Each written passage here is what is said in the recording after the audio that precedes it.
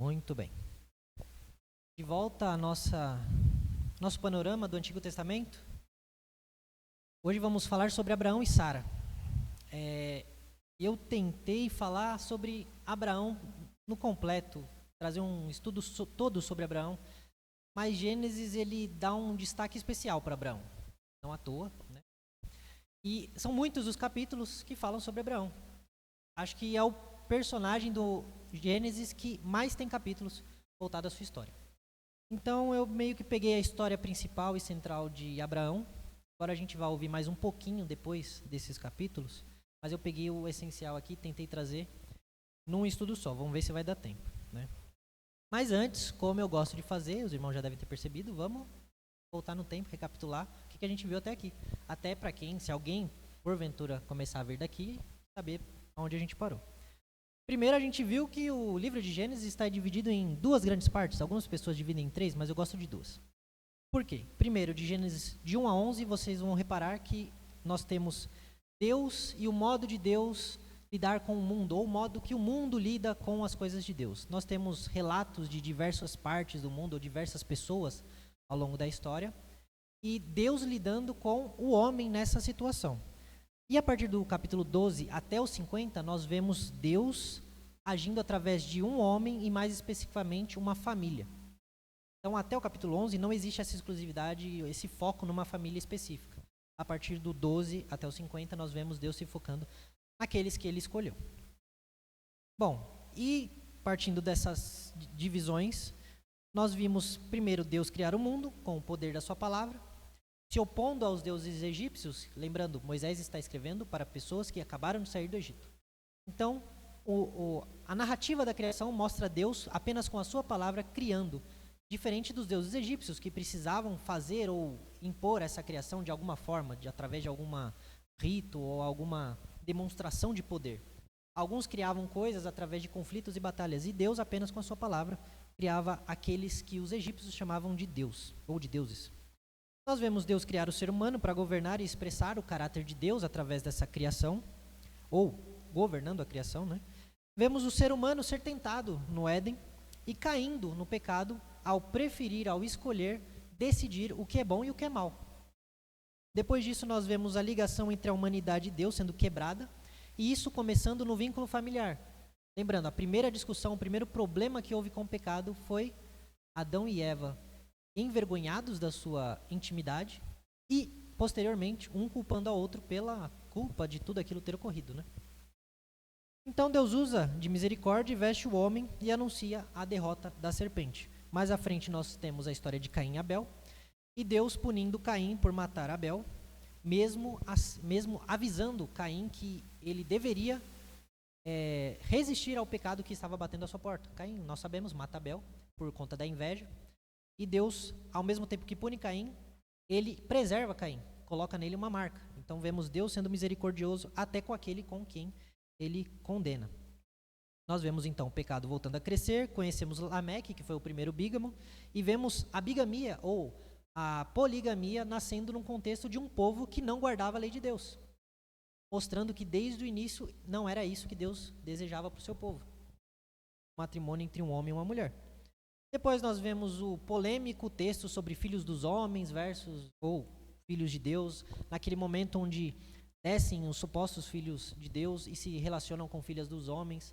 Alguns tiram disso que anjos desceram até a terra e se relacionaram com mulheres, outros falam que eram reis, outros falam que eram descendentes de Caim e Sete, e nós tratamos tudo isso. Depois temos a história de Noé, que é chamado para construir a arca. Acontece o dilúvio, Deus jura nunca mais destruir a terra daquela forma. Noé então sai da arca e recomeça a criação como se fosse um novo Adão. E o que Noé faz logo após que sai da arca e recomeça como um novo Adão? Peca, porque ele se embebeda, cai em sono, e então temos a história dos filhos de Noé, que um deles ri da nudez do pai, enquanto os outros são abençoados porque, por respeito, cobriram o seu pai naquela condição. Depois desse evento nós temos a Torre de Babel e a confusão dos idiomas, e aí chegamos ao capítulo 12. No capítulo 12, para entrar no capítulo 12, vale a pena ler os versículos 29 até o 32 do capítulo 11, que nós vamos ter a introdução de Abraão. Lá em Gênesis 11, do 29 ao 32, é dito que Abrão e Naor tomaram para si mulheres. A mulher de Abrão se chamava Sarai, e a mulher de Naor era Milca, filha de Arã, que foi pai de Milca e de Isca. Sarai era estéril, portanto não tinha filhos. Terá, que era pai de Abrão, tomou Abrão, seu filho, e Ló, filho de Arã, filho de seu filho, e Sarai, sua nora, mulher de seu filho Abrão. Saiu com eles de Ur dos caldeus para ir à terra de Canaã. Foram até Arã, onde ficaram, e havendo Terá vivido 205 anos ao todo, morreu em Arã. Então nós temos aqui uma introdução da família de Abraão. Moisés está dizendo como surgiu Abraão, quem foi Abraão, da onde ele veio. Moisés está dizendo aqui. Ele veio desse contexto, dessa família, e ele veio de uma terra estrangeira, e ele nem era alguém assim, que nós poderíamos dizer que era um judeu de fato. Não existia judeu aqui nessa época, né? E então, em Gênesis 12, que é o nosso capítulo-alvo, Deus chama Abrão. O Senhor disse a Abrão: saia da sua terra, da sua parentela ou dos seus parentes, e da casa do seu pai, e vá para a terra que eu vou lhe mostrar. Farei de você uma grande nação, eu abençoarei e engrandecerei o seu nome. Seja uma bênção, abençoarei aqueles que o abençoarem, amaldiçoarei aqueles que o amaldiçoar. Em você serão benditas todas as famílias da terra. Então nós vemos Deus vindo diretamente até Abrão, chamando Abrão, mas não só chamando, prometendo a Abrão algumas coisas. Ele chama Abrão para ir para um lugar que Abrão não sabe onde é, não conhece, nunca foi. A prova disso é que ele vai dizer: olha, saia do meio dos seus parentes e vá para uma terra que eu vou te mostrar. Não é que Deus chegou a Abrão e falou assim, ó, não, sai daí para ir para cá. Não, eu vou te mostrar. Você não sabe para onde é, nem vou falar agora para você não criar expectativa. Mas ele chamou Abrão para ir para um lugar que Abrão não conhecia, não sabia onde era. E Abrão foi. Primeiro ato de fé de Abrão. Deus ainda vai falar que ele vai abençoar todos aqueles que o abençoarem, amaldiçoar aqueles que o amaldiçoarem, mostrando a proteção de Deus sobre Abrão. E mais, ele diz que as famílias da terra serão benditas através de Abrão, serão abençoadas através de Abrão. Por quê? Visando que o próprio Messias viria da descendência de Abrão, né? Só que Abrão não sabia nada disso. Abrão não fazia ideia do que Deus estava planejando para ele. Então, o que Abrão faz? Ele pega o seu primo Ló, seu sobrinho Ló, na verdade, e vai até essa terra onde Deus ainda haveria de mostrar para ele. E Abrão tinha incríveis 75 anos, no auge da sua forma física, não é mesmo?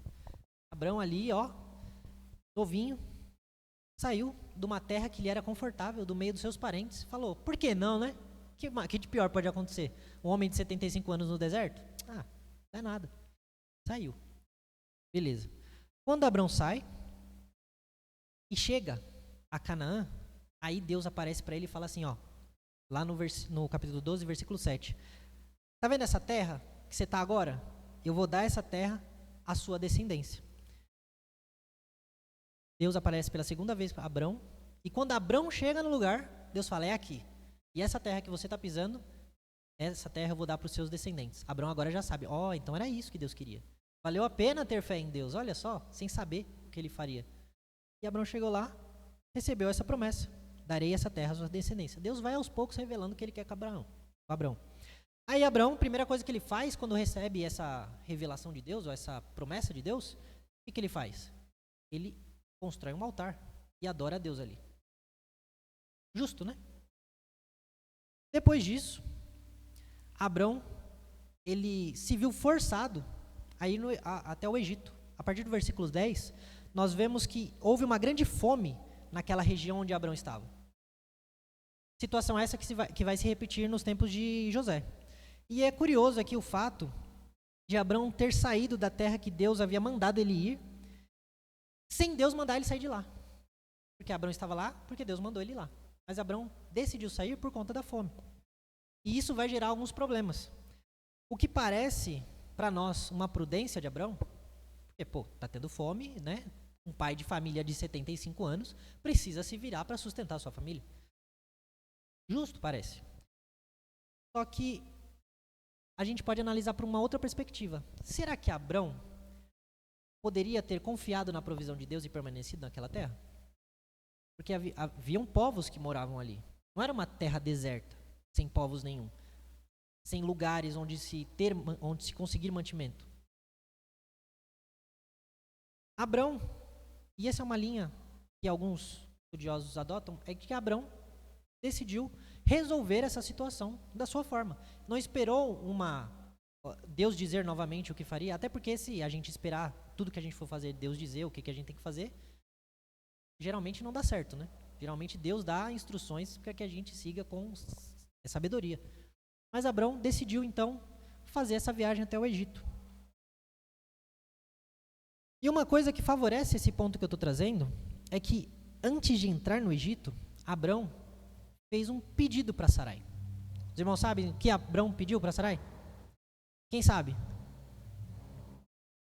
Cadê o microfone? Eu vou dar o microfone aqui, peraí.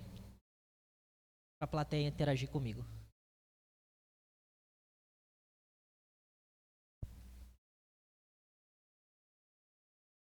É auditório aqui.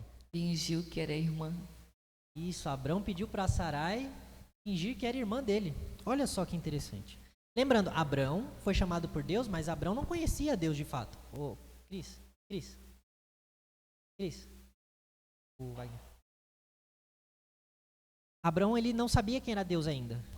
Abrão sequer era circuncidado. Abrão não havia decidido seguir de fato o Deus de Israel. Para Abrão, Deus era só mais um Deus entre outros deuses. Pois não, Wagner. É interessante a gente observar que não é só fingir. Ele pediu para Sara mentir. Exatamente. Pediu para ela mentir. E Abrão, ele estava com muito medo, né? Por isso que ele pediu para mentir. Porque naquela época, não era incomum um rei ou alguém poderoso matar o marido de uma mulher para ficar com essa mulher. Não era incomum. E Abrão teve medo disso. Tanto que quando Abrão vai falar com Sarai, ele vai dizer, olha, bem sei que você é uma mulher muito bonita. Os egípcios, quando virem você, vão dizer, essa é mulher dele. Então eles vão me matar, deixando você com vida. Diga, pois, que você é minha irmã, para que me tratem bem por causa sua. E por amor a você, me conservem com vida. Dito e feito. Os príncipes do Egito botaram os olhos sobre Sarai. O que eles fizeram? Apaixonaram. Foi amor à primeira vista. Sarai, se vocês se lembrarem, era apenas 10 anos mais nova que Abrão. Logo, Sarai tinha quantos anos? 65. E ainda assim, despertou interesse dos príncipes do Egito. Nós temos aqui, senhoras e senhores, a idosa mais linda da história. Porque ela impressionou, não foi qualquer pessoa. Foram os príncipes do Egito. E a gente sabe que pessoas de como é que eu posso dizer? De um alto escalão são mais exigentes, né, com relação à aparência. E Abrão sabia disso. Tanto sabia que ele estava certo. Colocaram os olhos em Sarai. E ela, dito e feito, falou que era irmão de Abrão. Então o faraó fez lá um lobby político dele, falou, aquela mulher ali, não sei o que lá, traz ela para mim. Trouxeram Sarai e Abrão para o faraó. Abrão foi tratado muito bem, como é dito, né? E Sarai foi levada para ficar na casa do faraó. Então ele provavelmente já estava preparando Sarai para casar com algum dos príncipes ali, algum dos filhos, e aquilo ia acontecer. Só que Deus, ele tinha algo para Abrão. E a gente vê que Deus tinha algo para Abrão porque Deus não deixou a história só acontecer. Igual aconteceu até o capítulo 11 de Gênesis. Com exceção de Noé, Deus ele dava uns avisos aqui, outro ali, mas deixava acontecer. Agora Deus vai falar, não vou mais. Agora eu vou me intrometer nessa história. Definitivamente. Aí Deus chegou e falou, vou dar um sonho para esse faraó. Olha só o que acontece lá dos versículos 17 ao 20. O Senhor puniu o faraó, a sua casa, com grandes pragas por causa de Sarai, mulher de Abrão. Aí faraó chamou Abrão e disse, o que você fez comigo? Por que não me disse que ela era sua mulher? E por que me disse que ela era sua irmã? Foi por isso que a tomei para ser minha mulher. Agora, pois, aqui está a sua mulher, tome-a e vá embora daqui. E faraó deu ordens aos seus servos a respeito de Abrão, e eles o acompanharam, a ele e a sua mulher e a todos que possuía. O faraó ficou furioso. Justo também, né? Ele pegou uma mulher de um homem casado, uma mulher casada, sem saber. É tipo, não sei se os irmãos já viram, as irmãs já viram, acontece às vezes de parar na internet alguém que se relaciona com uma outra pessoa que é casada, mas porque não sabia que a outra pessoa era casada. Já vi vários desses relatos na internet. Ou seja, a pessoa está cometendo um pecado sem saber que está cometendo um pecado. Olha que coisa. E isso está vindo de alguém que foi chamado por Deus. Faraó, então, furioso, vemos que Faraó tem alguma dignidade aqui, ele manda os dois embora.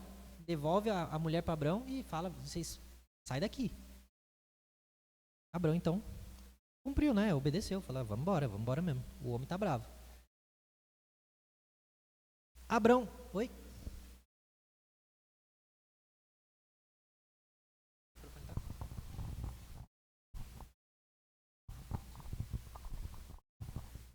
O que Abraão faz demonstra um egocentrismo tremendo. Se não fizessem mal a ele, ele expôs a sua esposa. Poderiam ter feito mal a ela, caso Deus não intervisse. Né? Ela foi levada para a casa de Faraó, diz o texto, para ser esposa de Faraó. Né? Deus interviu através de pragas. Para o mesmo Deus que interviu através de pragas, evitando que se fizesse mal a Sarai, poderia intervir antes, evitando que fizesse mal a Abraão? Poderia. Mas um relacionamento só acontece, né? Quando ambas as partes são livres para se relacionarem, né? Exato. Que mostra o egocentrismo, a falta de fé na providência de Deus por parte de Abraão. É interessante fazer uma conexão. É a primeira vez que o Egito é ferido por pragas, né? Na presença dos israelitas. Fosse a nascente nação de Israel na pessoa de Abraão. Exatamente. Já começa uma inimizade aí, né?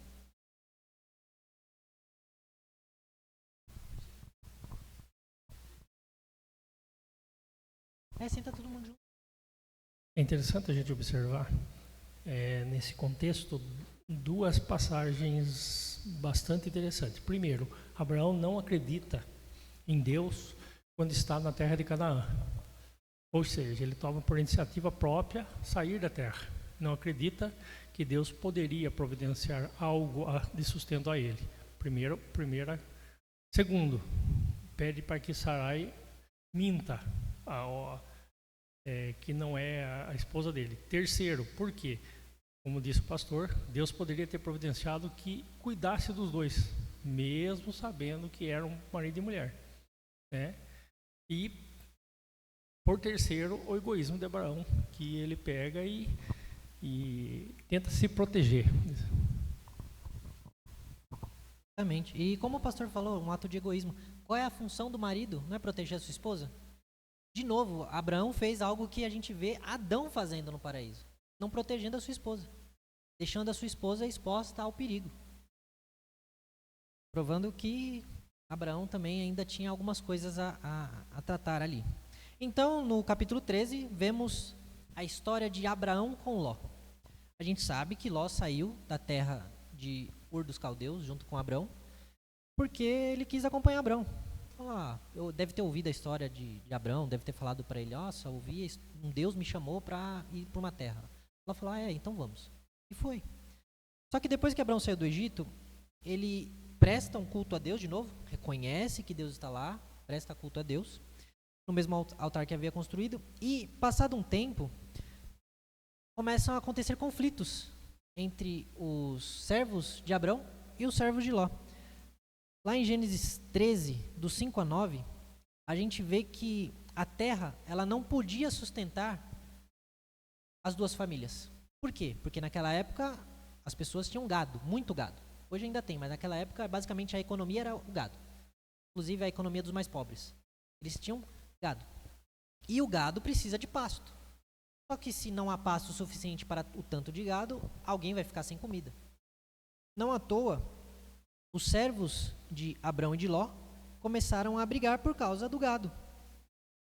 E aí Abrão chegou a Ló e falou, não deveria haver conflito entre a gente. Nós somos parentes chegados.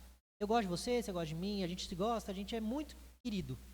Então, para que essa briga, né? Desnecessária? Porque agora é nosso servo. Daqui a pouco pode ser a gente brigando.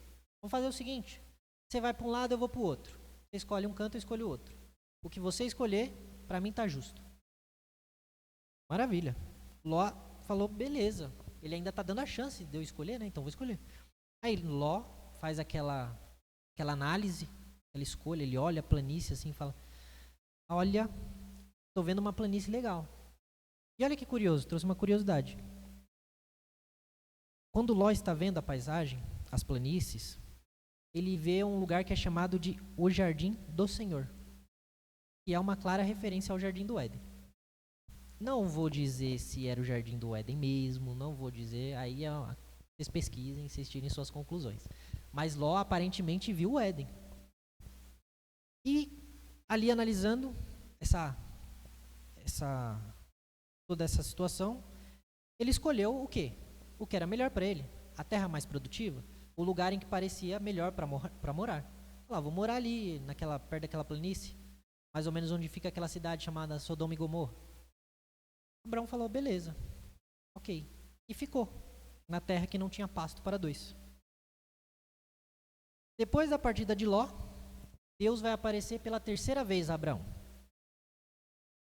E agora, Deus vai fazer outra promessa para Abraão. Por quê? Reparem no contexto. Ló analisou toda a terra em volta e ele escolheu a melhor para ele. Pode ser que Abraão tenha pensado, não foi um bom negócio, né? Deixar ele escolher primeiro. Ele ficou com a pior parte da terra. E Deus vai justamente vir até Abraão e vai dizer, você não ficou na pior. Porque eu tenho um plano com você. E o que Deus vai falar para Abraão? Erga os olhos e olhe onde você está. Para o norte, para o sul, leste e oeste. Está vendo? Porque toda essa terra que você está vendo, eu darei a você, a sua descendência para sempre. Farei sua descendência como o pó da terra, de maneira que, se alguém puder contar o pó da terra, então será possível também contar os seus descendentes. Levante-se e percorra essa terra no seu comprimento e na sua largura, porque eu darei a você. E Abrão, mudando as suas tendas, foi morar no carvalhais de Manre, e estão junto a Hebrom, e ali edificou um altar ao Senhor. Então Deus viu Abrão ali ficando na pior. Ele falou, não vou deixar você assim, Abrão. A sua situação pode estar ruim. Você pode não estar vendo o futuro aí no que você fez. Por quê? Deus chamou ele para uma terra que ele não conhecia. Aí Ló vai para a parte boa da terra que ele não conhecia. E ele está no prejuízo? Como assim? Deus vai dizer, não, você não ficou no prejuízo. Ainda que tentem deixar você no prejuízo, eu vou te mostrar que não ficou no prejuízo. Porque está vendo toda essa terra? Vai ser sua e dos seus parentes. Para sempre. E não só isso. Eu quero que você veja a terra que será sua e dos seus parentes. Eu quero que você tenha ciência daquilo que vai ser de vocês. Anda. Vai percorrer essa terra aí, porque ela vai ser sua. Abrão, então, obedece. Sai em viagem e quando chega num local, mais um altar para Deus, mais uma invocação ao nome do Senhor. No capítulo 14, nós vemos uma guerra. Parece que tem um parênteses aqui, mas não é um parênteses, tá? A gente vê uma trama política acontecendo entre duas facções. A primeira com 4 reis, o rei de Sinar, Elazar, Elão e Goim, uns nomes tudo difícil, e eu tive que anotar, porque senão eu esqueci. E depois uma outra facção ali de 5 reis. O rei de Sodoma, de Gomorra, de Mais e Eboim. Aí os nomes estão aqui, tá? O de Sodoma é Berá, Birsa, Sinabe, etc, etc. O rei de Belá, também chamado Zoar, é o 5º rei, e ele vai aparecer, se eu não me engano, um pouquinho daqui a pouco. É isso mesmo. Primeiro grupo, aquele de 4 reis, ele vai sair conquistando uma galera, uma gente, ele vai sair assim, batalhando e conquistando, e tipo Alexandre o Grande mesmo, sabe? Pegando tudo e dizimando todo mundo ali, da região. E aí, quando ele faz isso, o outro grupo lá fala, não, isso não vai ficar assim. Sodoma e Gomorra olha, fala, a gente precisa combater essa galera, senão a gente vai acabar caindo também. Então se forma essa guerra entre esses 4 contra 5. Só que o grupo com 4 pessoas, incrivelmente, consegue fazer o grupo de 4 pessoas. 4 reis, né? Pessoas. Consegue fazer o grupo de 5 reis recuar. Eles conseguem ganhar. A minoria ganha da maioria. E aí, naquela choradeira, que todo mundo de joelho em terra e tudo mais, todo mundo, meu Deus, o que será que vai acontecer? Adivinha quem estava no meio dessa confusão? Quem chuta? Não. Ló. Vocês lembram que a lista com 5 nomes tinha Sodoma e Gomorra. E é a lista que perdeu. Os 5 reis foram os que perderam. Logo, o que os 4 lá fizeram? Saquearam todo mundo. Levaram tudo de Sodoma. e levaram escravos também. No meio desses escravos, Ló. Aí, no versículos 12 a 13, a gente vê que eles se apossaram de Ló, só que um servo de Ló, que era amigo também e conhecido de Abraão, conseguiu escapar. E ele escapa e vai até Abraão contar o que aconteceu.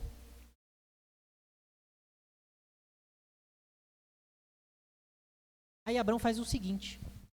Quem aqui já assistiu 300? 300. Já assistiram o filme 300? Abraão vai fazer igualzinho, só que um pouco melhor. Abraão ele vai pegar 318, só para ter certeza. 300 não dá certo, a gente viu no filme lá que não deu certo. Abraão viu que 300 só não dava, falou, vou levar 318. Aí levou 318 servos ali. E como ele era um estrategista nato, ele pegou, dividiu a galera no meio da noite e dividiu para conquistar. Falou, vamos cercar eles e vamos conquistar eles de volta, trazer Ló de volta. Dito e feito. A galera, os 318, foram lá e massacraram os 4 reis. Massacraram. Aí, Abrão, grande pai Abrão, salvou o dia de Ló, o seu sobrinho. Depois disso, Abrão volta com Ló e toda a pilha que eles conquistaram, que Sodoma havia perdido, né? Abrão traz com ele. Ele recupera tudo. Não só o Ló, mas tudo que foi roubado de Sodoma. Aí acontece uma coisa legal. 2 reis vão de encontro com Abrão, sabendo que Abrão venceu aquela guerra, que nem era dele. 2 reis vão de encontro com Abrão. E tem uma diferença muito grande na interação desses 2 reis com Abrão. O primeiro é um cara muito famoso, que ele só aparece aqui e depois do Novo Testamento. Alguém consegue chutar o nome? Ele vai aparecer em Hebreus, de novo. Eu devia falar que o pastor não vale chutar, né? Melquisedeque, ele aparece. E olha só o que Melquisedeque vai dizer para Abrão. Ele vai vir, vai trazer pão e vinho para alimentar todo mundo. E ele vai abençoar Abraão, dizendo, Abrão seja abençoado pelo Deus Altíssimo que criou o céu e a terra. E bendito seja o Deus Altíssimo que entregou os adversários de você nas suas mãos. Por que Melquisedeque falou isso? Porque a Bíblia diz que ele era um sacerdote do Deus Altíssimo. De novo, a gente vai entrar na seara da especulação, porque a gente não sabe quem foi Melquisedeque, ele não aparece mais, não aparece antes. Como é que esse Deus era adorado se Israel foi nascer só mais de 400 anos depois? A gente precisa lembrar que a descendência de Sete também se espalhou pela terra. E foi na descendência de Sete que é dito que o nome do Senhor começou a ser invocado. Então, provavelmente, Melquisedeque era um dos descendentes de Sete, ou alguém que teve contato com eles, e que preservou o conhecimento de Deus, mostrando que Deus nunca se tornou restrito a uma única nação. Ele se mantinha como conhecido por algumas outras nações, ou por algumas outras pessoas. Beleza, esse foi Melquisedeque. Abraão, então, agradecido pelo que Melquisedeque fez, ele dá o dízimo de tudo o que ele tinha para Melquisedeque. Ah, que bom que você fez isso. Que bom que eu encontrei um amigo nessa guerra. Toma aqui, 10% de tudo. Tudo que a gente conquistou, 10% é seu. Maravilha. Agora olha a atitude do rei de Sodoma. O rei de Sodoma também foi lá. As coisas dele estavam com quem? Com Abrão. Me dê as pessoas e fique com os bens para você. Curto e grosso.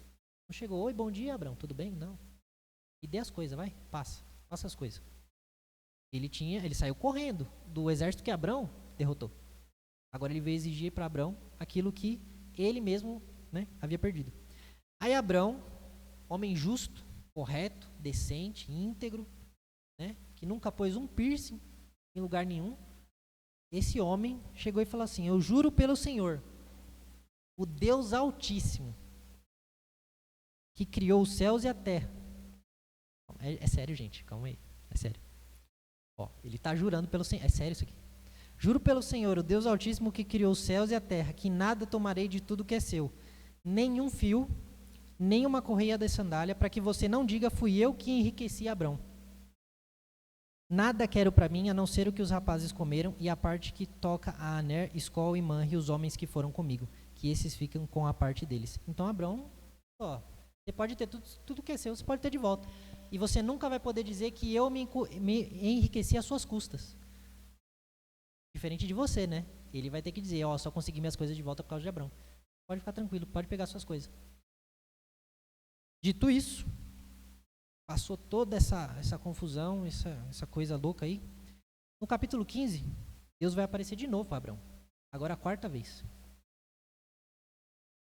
Depois de todos esses acontecimentos, agora a palavra do Senhor vem a Abraão numa visão. Abraão tem uma visão. E Deus disse: não tenha medo, Abraão. Eu sou o seu escudo e lhe darei uma grande recompensa. Abraão respondeu a Deus.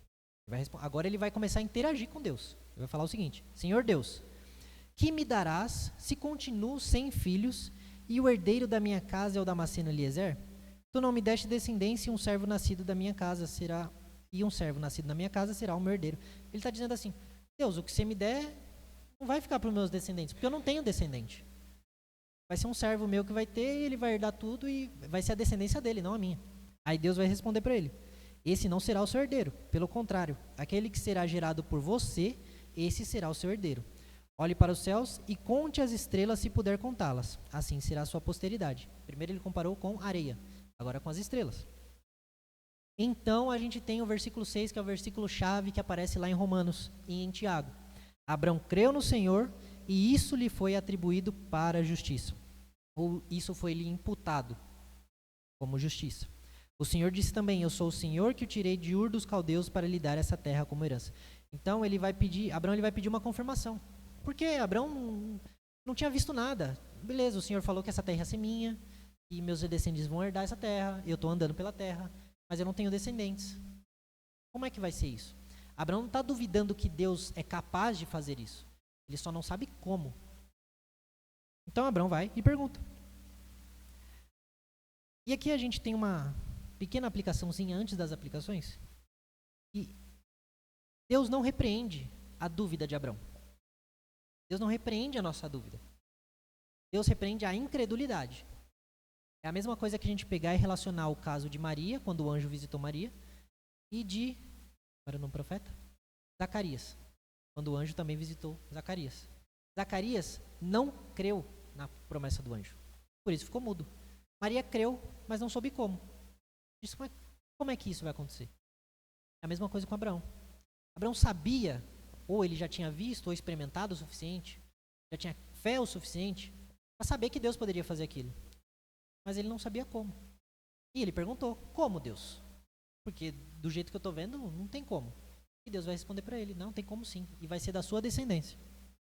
Lembrando, um jovem idoso, né? Que Abraão era jovem idoso, estava até na guerra esses dias atrás aí. Um jovem idoso de 75 anos. Gente, eu não vou... vivia... Tem isso também. Um terço... Vamos falar que ele tinha uns 30? A gente fala em idade canina, né? A gente fala em idade canina, tem tantos anos. Em idade abraâmica, ele tem 30 anos ali, né?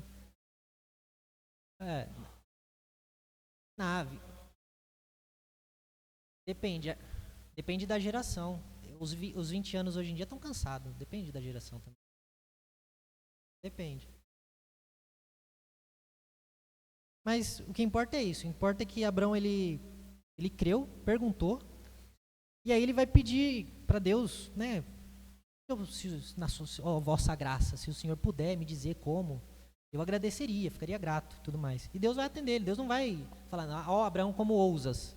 Não, ele vai falar: não, ele fala: vai ser de você que eu vou trazer uma descendência.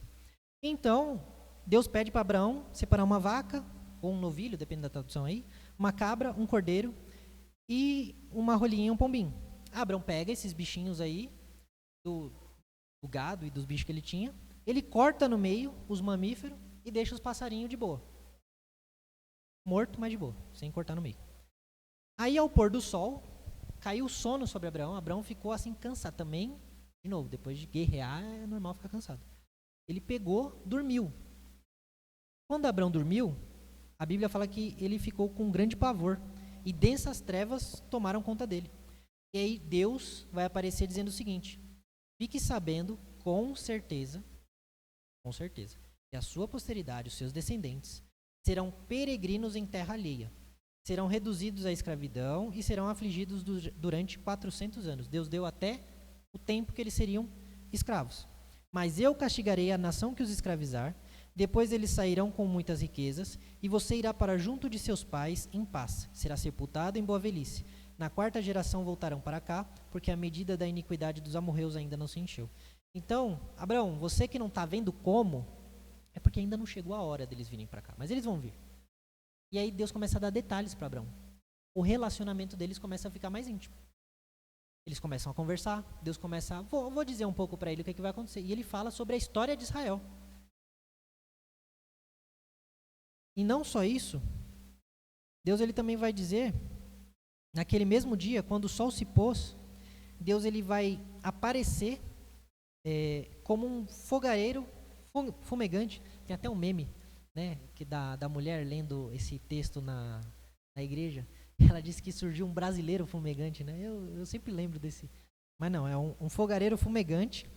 Ele vem com uma tocha de fogo, passa entre aqueles animais que estão partidos ao meio, e naquele mesmo dia o Senhor faz essa aliança com Abraão. Ele chega até Abraão e fala: a sua descendência dê essa terra, desde o rio do Egito até o rio Eufrates, a terra dos queneus, dos quenezeus, dos cananeus e um monte de eus aqui que ele vai citar.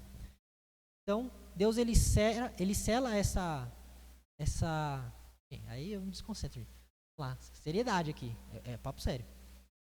Deus sela essa aliança com Abraão, fazendo esse ato, mostrando que ele está presente, ele está no meio ali de Abraão e sua família. Ele vamos dizer assim, ele tem uma teofania ali. Deus aparece na forma do fogo, como que quem está dizendo: Abraão, sou eu que estou aqui e eu estou lhe garantindo que isso que eu estou dizendo vai acontecer.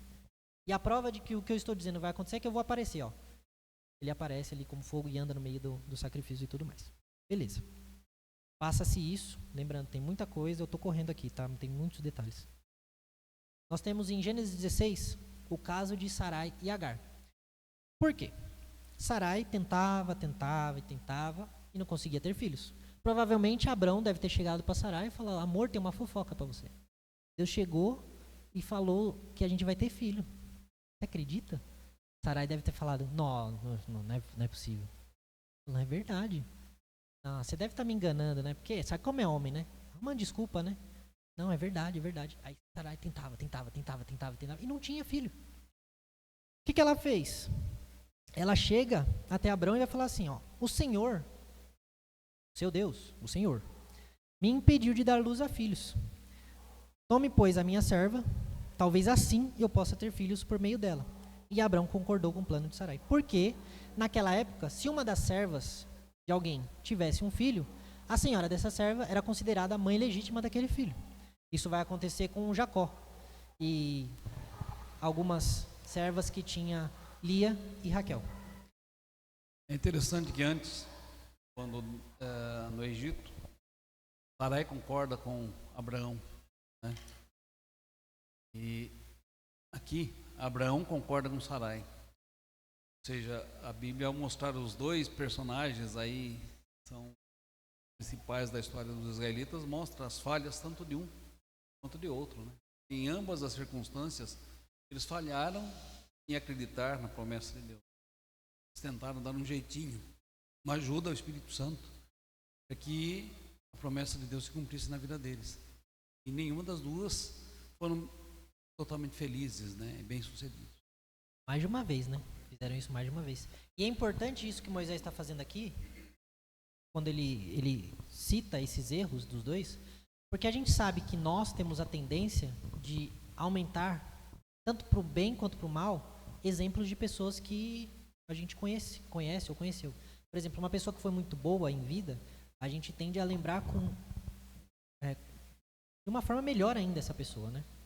E o ser humano ele tem uma facilidade muito grande de criar ídolos, já dizia nosso amigo João Calvino, né? O coração do homem é a fábrica de ídolos. E Moisés está mostrando aqui, ó, nem Abraão foi perfeito. Então não se engane.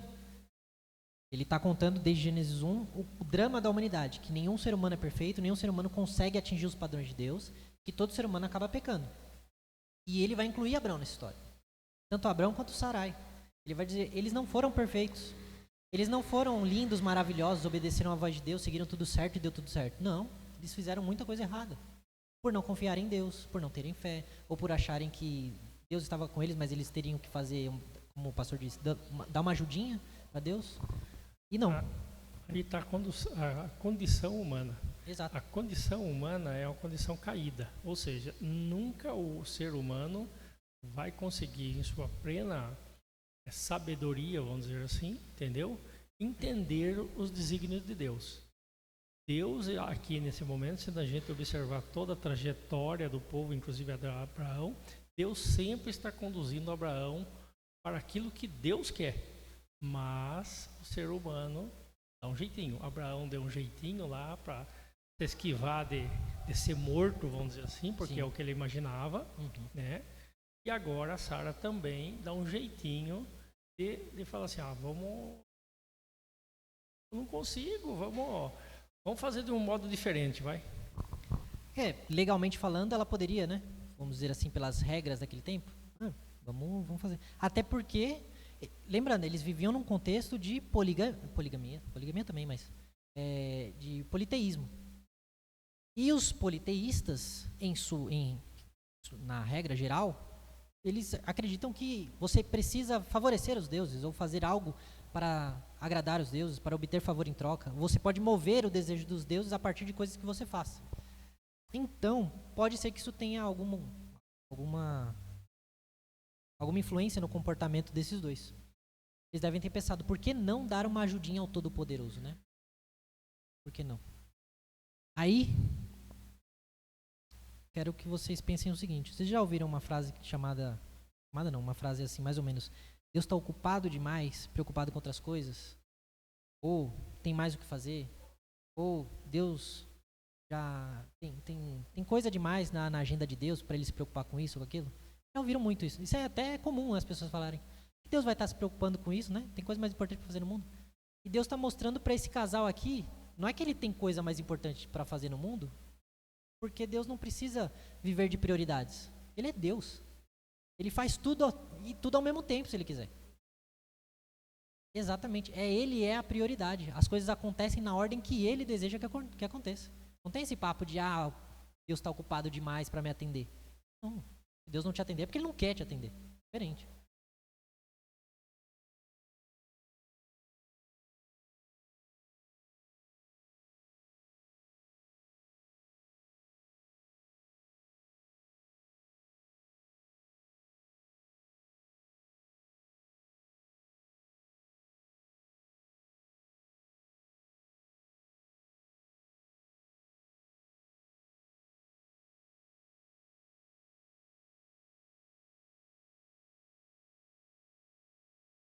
Família. Até pensando em clãs, né?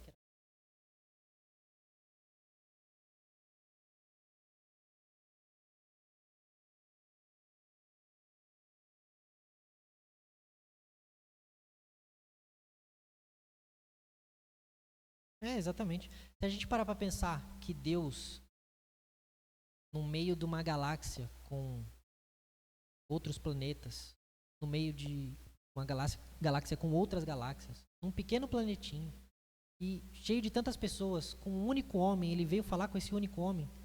Como é que ele vai estar ocupado demais para esse homem? Se ele veio falar com esse homem, num universo tão grande. Deus não está ocupado demais. Se ele não fez ainda, é porque ele não quer fazer. Só isso. Não é questão de que não há tempo na agenda de Deus para você. Isso mostra tanto a nossa preciosidade aos olhos de Deus, mas isso também deve servir para a gente mostrar que a gente não é tão importante assim, ou tão valioso assim, a ponto de Deus largar tudo por causa de uma pessoa. Porque são dois extremos que a gente pode ocorrer. Beleza. Assim como foi no Egito, acontece aqui uma tentativa de protagonizar a própria história. O velho papo coach, né? E essa tentativa de protagonizar a própria história, de escrever a própria história, de escrever o seu caminho, de pegar a mão. Tem um pastor, inclusive, que disse para você pegar a caneta da mão de Deus e escrever a sua própria história. Enfim. Nessa tentativa, vai começar uma guerra familiar De novo, lembrando o que aconteceu no Éden, e vai durar até os nossos dias. Por conta desse ato pequeno, pequeniníssimo de Abrão, vai gerar um desconforto ali na região mais ou menos ali da Palestina até hoje. Por conta dessa coisa aqui. Então Agar ela vai ficar grávida, porque diferente de Sarai, Agar não era nem idosa e nem estéril. Ela vai ficar grávida. Ficando grávida, ela começa a menosprezar a sua senhora, Sarai. Ela chega para Sarai e fala: eu tive um filho e você não. Olha, né? Tipo o Kiko com a bola dele. Olha, Chaves, a minha bola. Você quer brincar com ela? Sarai deve ter feito a mesma coisa. Olha o meu bebê, você quer pegá-lo no colo? Sarai não gostou, óbvio, né? Aí a gente pensa, olha para Sarai e pensa: ora, Sarai, que não são as consequências das suas próprias atitudes, não é mesmo? Okay. Você acha que Sarai pensou nisso? Não. Ela ficou brava. O que ela fez? Ela foi reclamar com Abrão. E o que Abrão fez? Resolveu a situação? Não. Lá, a serva é sua.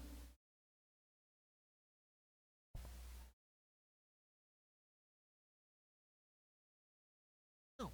Isso que é pior. Isso que é pior. Pode reproduzir, pastor, o que ela disse? Ela jogou o problema para Abraão. O fato de ela estar sendo humilhada, né? Mas quem tinha tomado a atitude foi ela. Que Abraão possuísse a sua. Quando ela concebeu e menosprezou a Sara, ela disse: olha, estou sendo menosprezada, estou sendo humilhada. Você não vai fazer nada, né? E Abraão disse: bom, é a tua serva. Faça como bem proceder. Você que me pôs essa história, você quer que eu resolva também isso também agora? Como é que, né? Mas é interessante pensar que, embora fosse a sua serva, o filho era dele.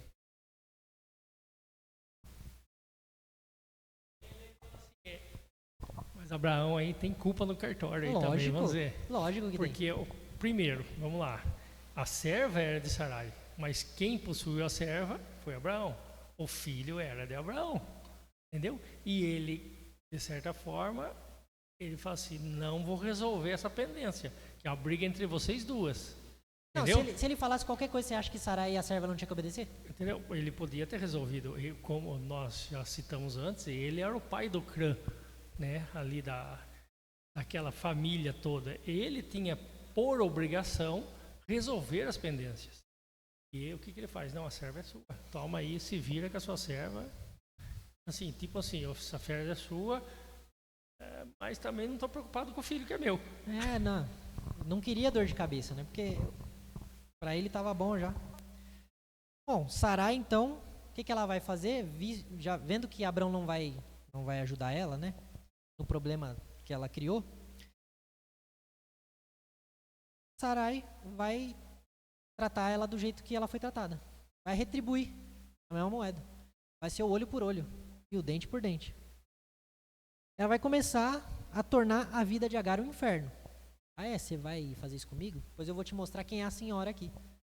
A Bíblia não fala o que ela fez, mas fala que Agar achou melhor fugir para o deserto do que continuar lá.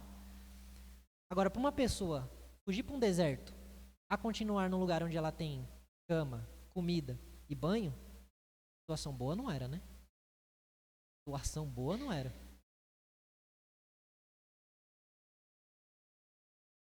Baixa. Esquentou pra caramba. Então, quando ela vai pro deserto, diga.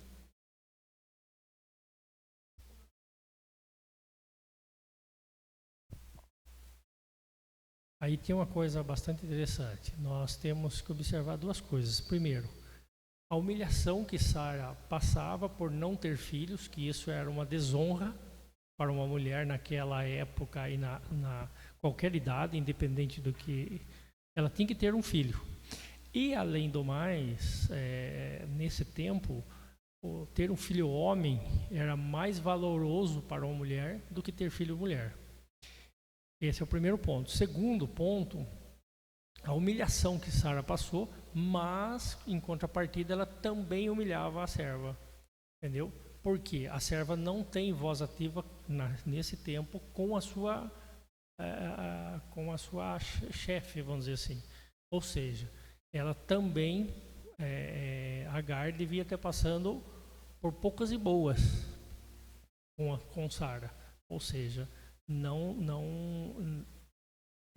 deixava que o que ela tinha feito, Sara, tinha dado a Agar a Abraão para ter filho, também que se estendesse, ou seja, ela humilhava também Agar, ou seja, existia humilhação de ambas as partes, e Abraão se tornava inerte nesse processo.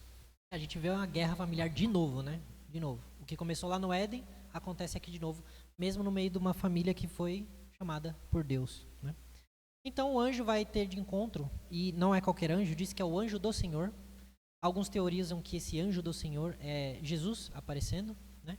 Porque ele aparece sempre com letras maiúsculas, diferente de outros anjos. Então ele aparece para Agar e pergunta para ela onde ela vai, né? Onde é que ela está indo no meio daquele deserto. E ela diz que está fugindo da senhora dela.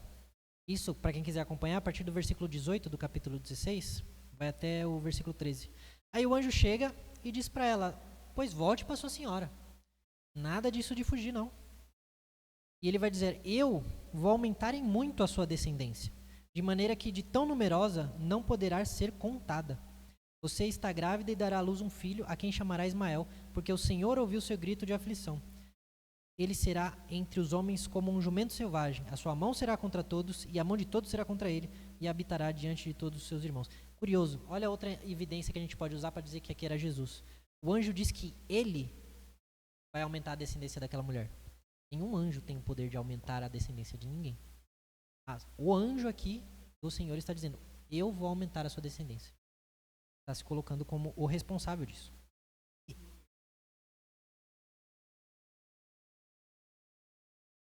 Exatamente. Ela deu ao Senhor que havia falado com ela, né? Engraçado. Tu és o Deus que me vê. Tem até aquela música, tu és o Deus que me vê, tu és o Deus que me sonda, né? Nesse lugar eu olhei para aquele que me vê. Agar conseguiu reconhecer que o anjo do Senhor era o próprio Senhor falando com ela. Então, ela volta para Sarai. Aqui eu quero dar uma pausa e perguntar para vocês. Continuo ou para aqui?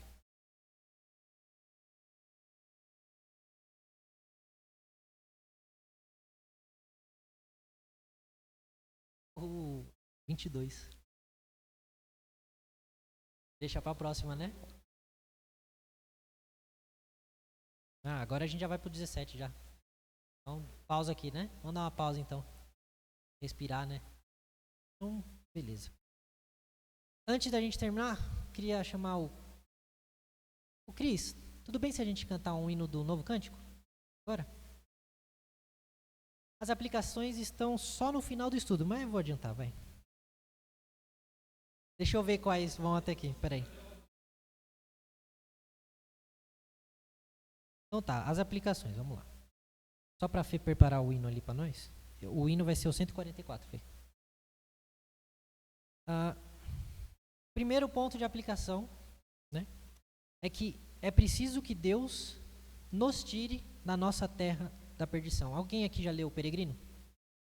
Eu tive o prazer de ler ele 2 vezes. A segunda vez foi justamente por conta do nosso retiro, cujo tema foi Peregrino. Bom também, eu vi que o Wagner mandou uma animação também muito boa. Pula algumas coisas, porque, né, não dá para pôr tudo, mas muito boa. E o grande drama do começo do filme é aquilo que acontece com Abrão. É Deus tirando o homem da cidade da destruição. Não é o homem olhando para Deus e achando, nossa, tem um Deus, eu vou atrás.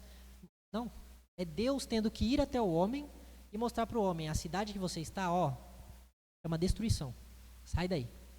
E ele fez isso com Abrão. É preciso que Deus nos tire da cidade da destruição. Porque se Deus não nos chamar, o ser humano não fica na zona de conforto? Lógico que fica.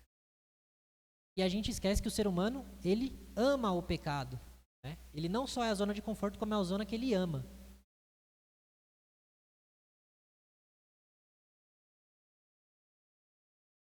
Exatamente. Segundo ponto, às vezes, Deus só nos mandará fazer alguma coisa sem dar detalhes. Pode ser que Deus encaminhe você para algum lugar sem dizer por quê. Como? Ele vai vir uma voz no céu, um bilhete vai cair dizendo faça? Não. Às vezes a sua vida vai seguir um rumo que você nem sabe por que seguiu esse rumo. Ou não sabe. por que eu tô, o que aconteceu? Eu pisquei e vim parar aqui. E Deus não vai dizer o porquê. Ele só vai dizer vai. Vai. O velho meme, confia. Confia, só confia.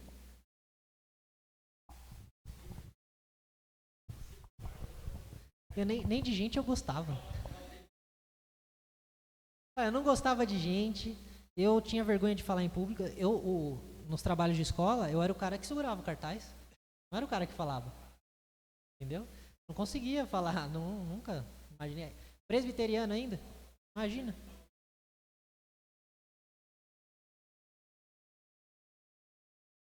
Então, eu nasci na Assembleia de Deus. Quando que um assembleano vira presbiteriano? É um caminho meio diferente, né? Mas pra você ver. Às vezes você só tem que ir. Só tem que ir. Vai falar, pastor? Dá uma informação aqui.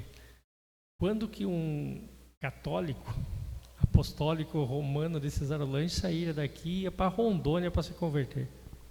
Teve que ir para Rondônia para se converter, tá vendo? Rapaz.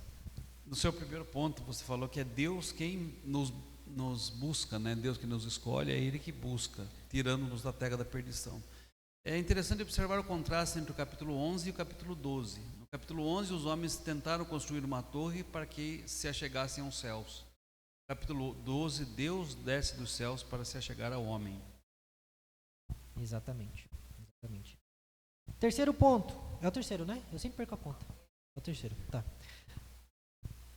Quando a coisa aperta, em quem a gente confia? Quando a fome apertou para Abraão, ele confiou que no Egito tinha resposta. Quando Deus me manda ir para um lugar e ele não fala por quê? Quando ele te manda ir para Rondônia, Júnior, você confia em quem? O que você faz? Você confia em você, uma terra que você nunca foi, você não sabe o que acontece, você vai garantir as coisas no seu esforço ou você vai confiar em Deus? Exatamente. Uma hora Deus mostra que não adianta, né? Quarto ponto. Deus conduz a nossa história, mas não nos livra de todas as nossas péssimas escolhas. Então a gente tem que confiar.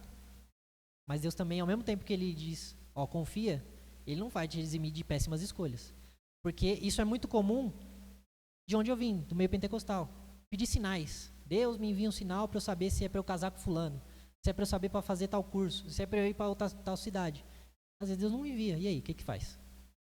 Confia. Faz. É certo, é correto.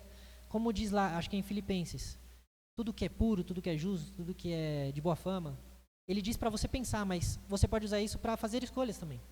Isso que você vai fazer é bom, é justo, é puro, é correto, é digno. Não faça.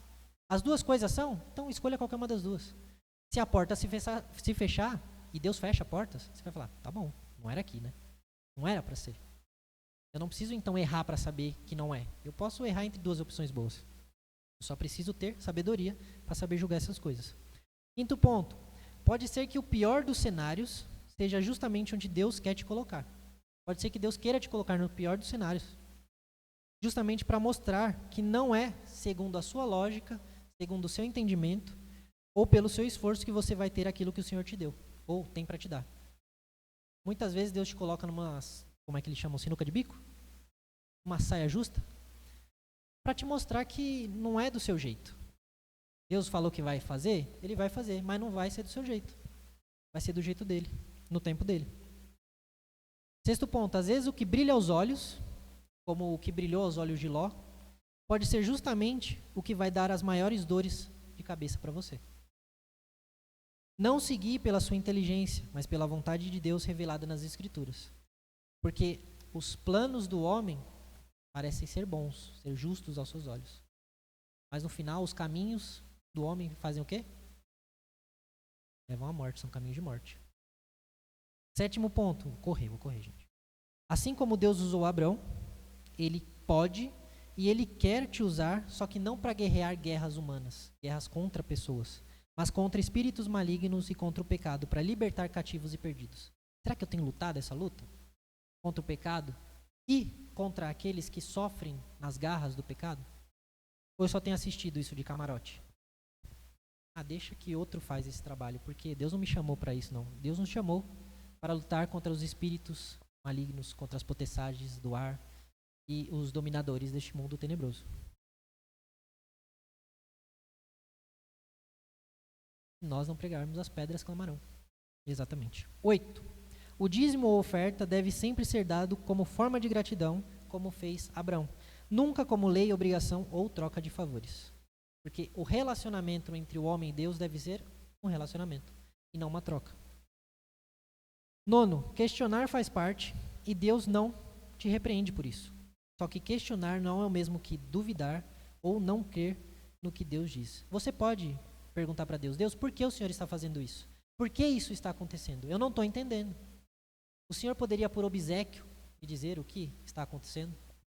Você pode até, se você quiser, chegar a Deus e falar: ô Senhor, se o Senhor permite uma contribuição, se eu puder agregar, faz de tal jeito. Deus vai olhar para você e vai rir, né? Mas Ele não vai brigar com você. Porque Deus entende a nossa limitação, a nossa fraqueza. Entende mais agora ainda que Jesus se tornou homem. Ele passou, experimentou isso. Ele experimentou o que é ser humano, o que é não ver além por ser limitado nesse quesito. Ele disse que ele não sabia o dia de sua vinda enquanto estava aqui, porque ele experimentou essa limitação humana. Então Deus, ele não julga esse questionamento. O que ele julga é você duvidar. Não, Deus jamais faria isso. Deus falou, mas eu não acredito. Duvido. Aí isso se chama incredulidade. E aí é duvidar do caráter santo de Deus. É se achar mais justo ou mais correto ou com mais sabedoria do que Deus. E Deus vai fazer. Exatamente. Bom, daqui pra frente a gente deixa pro próximo estudo. Certo? Quem sabe no próximo eu trago até mais alguns pontos. Não sei, vamos ver.